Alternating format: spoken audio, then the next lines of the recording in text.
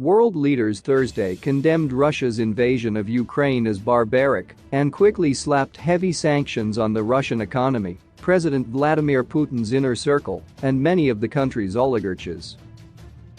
U.S. President Joe Biden declared that Putin chose this war, and now he and his country will bear the consequences.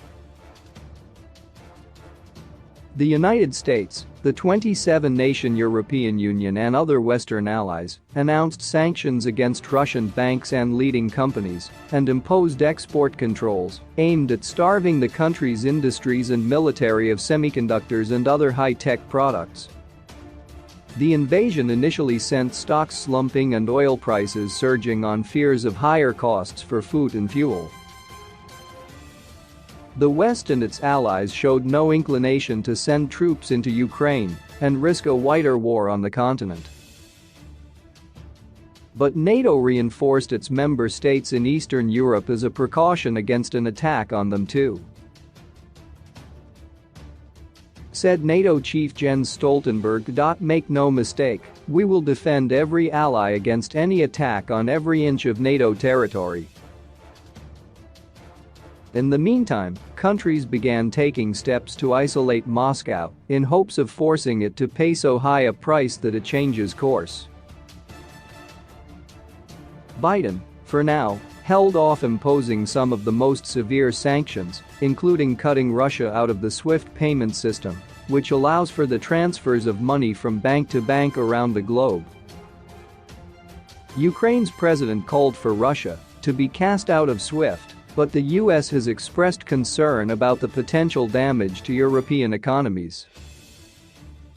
EU leaders held an emergency summit and agreed on sanctions that cover, among other things, the financial, energy and transport sectors and various Russian individuals. In a statement, the leaders said the measures will have massive and severe consequences for Russia. British Prime Minister Boris Johnson also announced financial restrictions and export controls. In addition, Britain will also prohibit Russia's flagship airline, Aeroflot, from landing at British airports.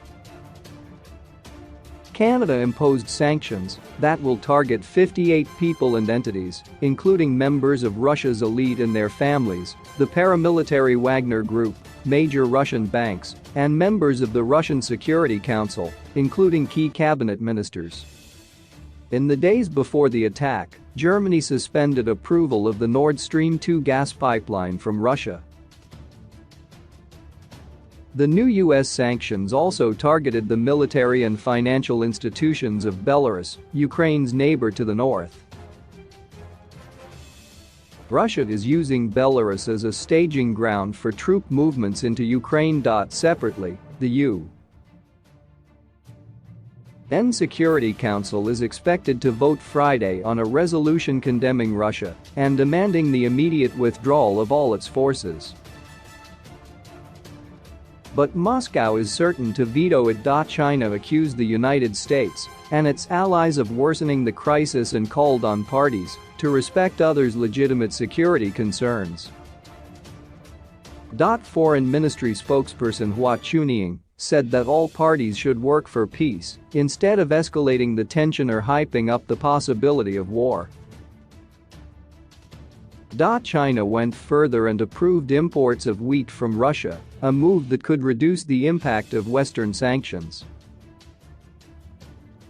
Russia, one of the biggest wheat producers, would be vulnerable if foreign markets were closed off.